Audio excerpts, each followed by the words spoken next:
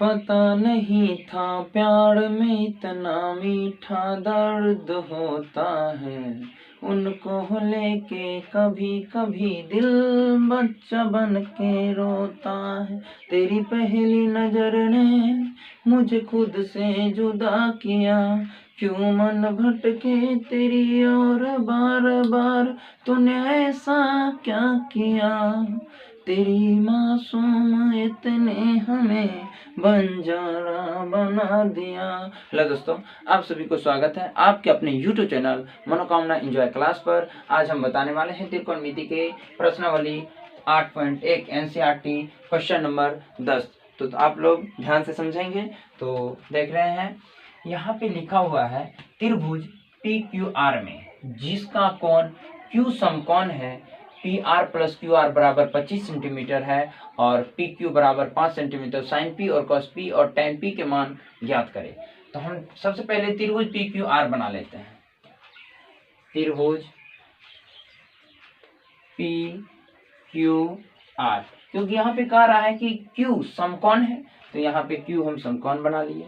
जो कि कह रहा है कि PR प्लस QR बराबर 25 सेंटीमीटर, PQ 5 सेंटीमीटर। PQ देख लिया हम 5 सेंटीमीटर, कोई दिक्कत।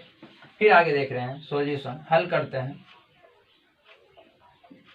दिया हुआ है PQ बराबर 5 centimetre, PR plus QR equal to 25 centimetre.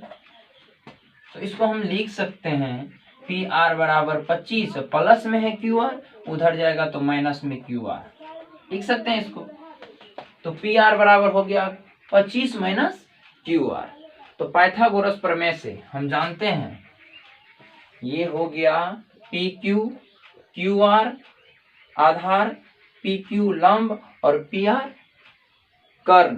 तो कर्ण बराबर सूत्र निकालेंगे, हम सूत्र लगाएंगे जो कि पता है पाइथागोरस प्रमेय, कर्ण बराबर रूट अंडर लंब स्क्वायर प्लस आधार स्क्वायर। तो कर्ण है PR, तो हम डायरेक्ट यहाँ पे लिखेंगे PR बराबर सूत्र रूट अंडर लंब स्क्वायर प्लस आधार स्क्वायर। तो PQ का स्क्वायर प्लस QR का स्क्वायर।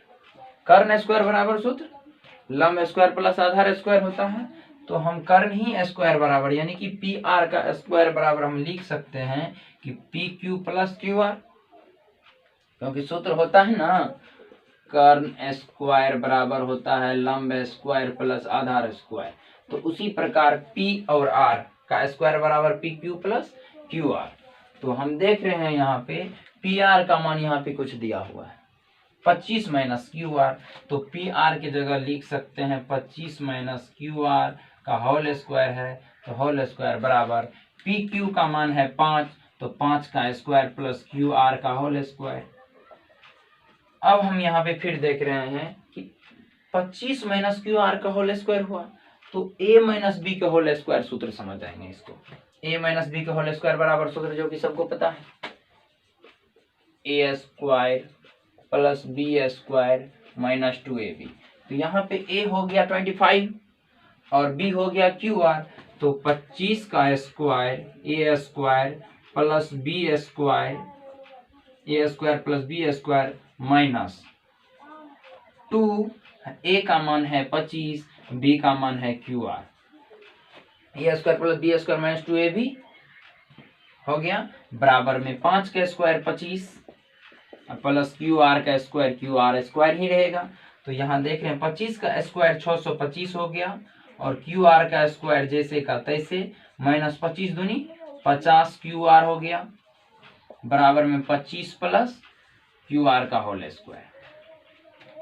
अब हम यहाँ पे देख रहे हैं QR स्क्वायर, प्लस में है QR स्क्वायर, इधर आएगा तो माइनस में QR स्क्वायर, फिर है माइनस 50 QR, फिर प्लस 625, फिर प्लस में 25 इधर आएगा तो माइनस में 25 बराबर 0।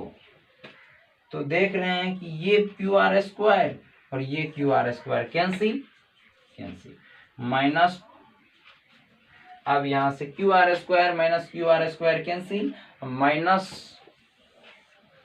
50 QR माइनस 50 QR प्लस 625 में से 25 चले जाएगा, 600 बराबर 0।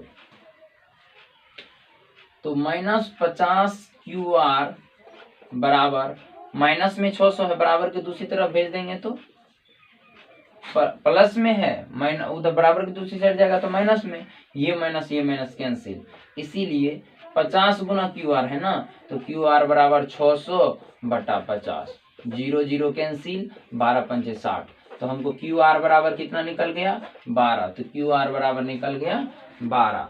तो अब QR का मान हम देख रहे हैं कि वहां से निकाल सकते हैं, यहां से। तो जब हम तो PR बराबर हम जानते हैं 25 माइनस QR, तो QR का मान निकल गया 12, इसीलिए PR बराबर हो गया 13। तो और कुछ कर रहा है इसमें, इतना है। तो sin P cos P और tan P का मान ज्ञात कीजिए। तो sin P cos P और tan P का मान ज्ञात करना है। पिक्चर को मिटा देते हैं। PR का मान QR का मान जब निकल गया, तो क्वेश्चन में कह रहा है sin P, अच्छा sin P cos P और tan P का मान ज्ञात करें। तो sin P, पिक्चर तो बना हुआ था PQR जो कि 90 डिग्री है, इसमें 5 सेंटीमीटर था, और PR हो गया 13, ये था 12। तो क्वेश्चन से हम निकालेंगे साइन P बराबर, तो P ये हो गया, साइन थीटा बराबर होता है लंब बटा कर्ण। तो साइन P से एंगल से लंब सीधा 12, कर्ण हो गया 13, तो 12 बटा 13 हो गया आंसर। फिर दूसरा करा है cos P, तो cos P बराबर आधार बटा कर्ण है, तो आधार cos P से, तो लंब जब ये हो गया तो आधार ये होगा, तो 5 बटा 13, ये हो गया आपको आंसर। फिर tan P का मान ज्ञात करें, तो tan P बराबर, tan थीटा बराबर लंब बटा आधार होता है, तो P से लंब और आधार, तो 12 बटा 5, ये हो गया आपको ये आंसर। ठीक है, ये 10 नंबर का क्वेश्चन हो गया। आप नोट भी कर सकते हैं रोक करके।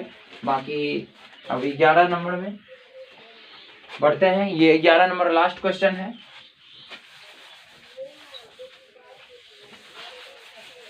इसके बाद ये चैप्टर खत्म, तब चलेगा 8.2।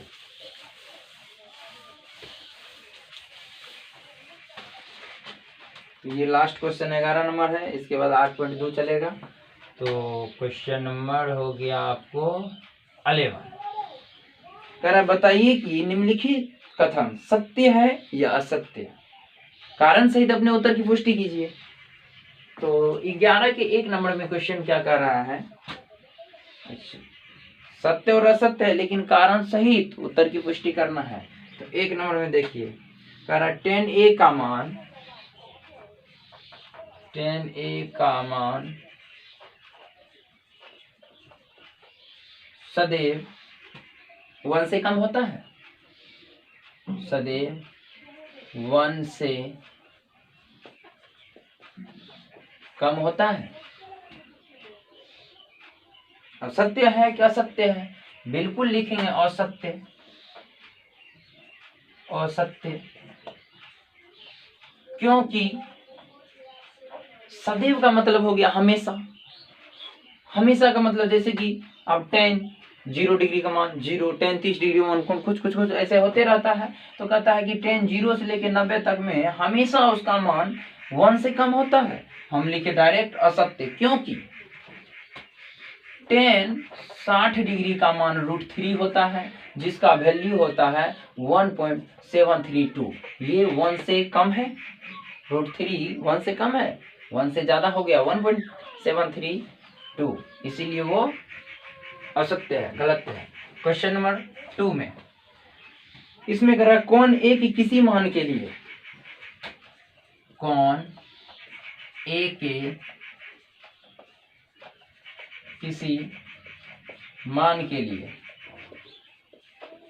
कौन ए के किसी मान के लिए से के बराबर 12/5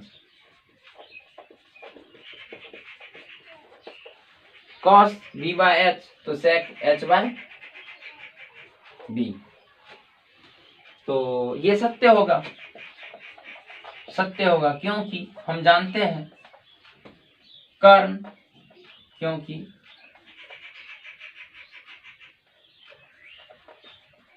कर्ण, यहां देखिए ये कर्ण ये आधार, तो आधार से क्या बड़ा कर्ण होता है?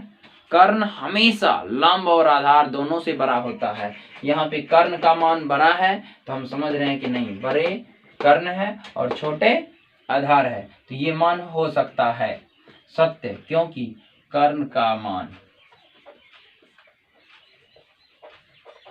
आधार से बड़ा है, बड़ा है। अगला क्वेश्चन 3 नंबर में कह रहा है कॉस ए कॉन ए के कोसेकेंट के लिए प्रयुक्त एक संक्षिप्त रूप है।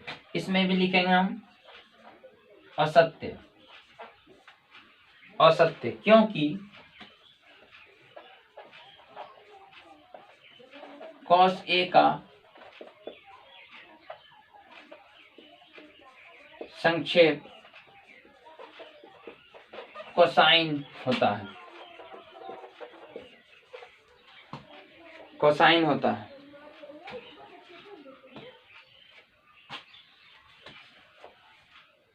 क्या कह रहा था? कॉस ए के कॉन ए के कोसेकेंट के लिए प्रयुक्त एक संक्षिप्त रूप है असत्य, क्योंकि कॉस ए का संक्षेप कोसाइन होता है।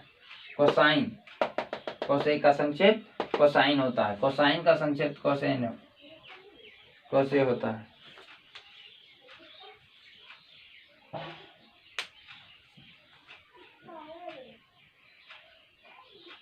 ना कि कोसेकेंट। और लिख सकते हैं COSCANT, कोसेकेंट है ना, यहाँ पे किधर गया किधर गया, COSECANT, कोसेकेंट नहीं होता है, कोसेकेंट नहीं होता है। असत्य क्योंकि कोसे का संक्षेप रूप कोसाइन होता है। ओ सॉरी, मिस किए यहाँ पे थोड़ा सा। कोसाइन का संक्षेप COSECIN,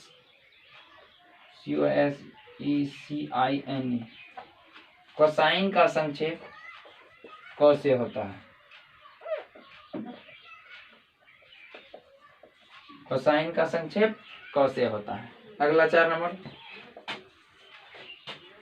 कोट ए का गुणनफल होता है।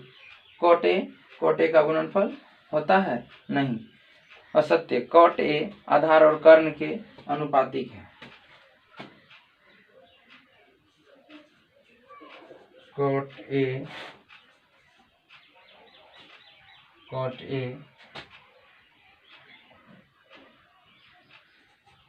ए आधार और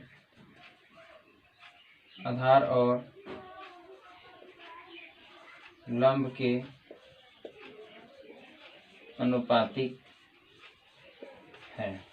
मतलब ये एंगल ए आधार और लंब कर्ण जो भी है उस पे आधारित होता है। मतलब ये COS ए कॉस ए को ये गुणनफल कभी होता नहीं है। साइन ए हो, कॉस ए हो, टेन कॉट कोसेक सेक चाहे कुछ भी हो, ये गुणा के रूप में कभी नहीं लिखा जाएगा। जैसे कि साइन ए तो साइन गुना ए बराबर साइन ए होता है, लेकिन ये गलत माना जाएगा क्योंकि ये इसके साथ रहता है। आगे यदि रहेगा तब गुणा के रूप में है, लेकिन इसमें जो सटा हुआ है साइन ए को से, तो गुणनखंड के रूप में नहीं हो सकता, इसीलिए असत्य है, असत्य है, असत्य है।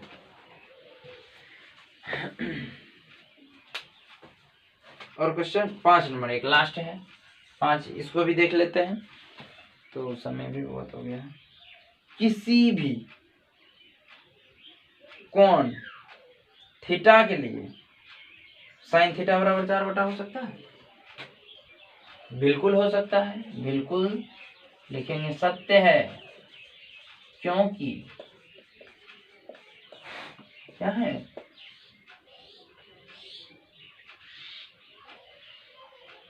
लंब बटा कर्ण, नहीं ये असत्य हो जाएगा, ये असत्य है क्योंकि साइन थीटा बराबर यहाँ दिया हुआ है 4/3, तो साइन थीटा बराबर होता है लंब बटा कर्ण।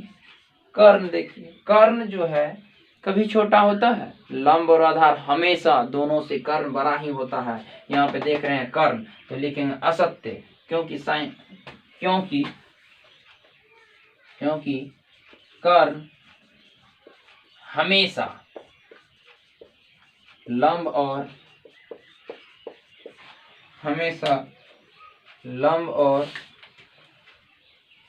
और आधार से बड़ा होता है। असत्य है, 5 नंबर में बिल्कुल असत्य है, क्योंकि कर्ण हमेशा लंब और आधार से बड़ा होता है। तो ठीक है दोस्त, ये आपका एनसीईआरटी का प्रश्नावली 8.1 का हर एक क्वेश्चन को सॉल्व कर दिए हैं। बाकी नेक्स्ट चैप्टर 8.2 नेक्स्ट वीडियो में शुरू करेंगे। आप लोगों को यदि अच्छे लगे और तो लाइक और सब्सक्राइब जरूर करें, शेयर भी करें, बाकी बेल आइकन को दबाएं, क्योंकि हमारा वीडियो जो भी आएंगे आपसे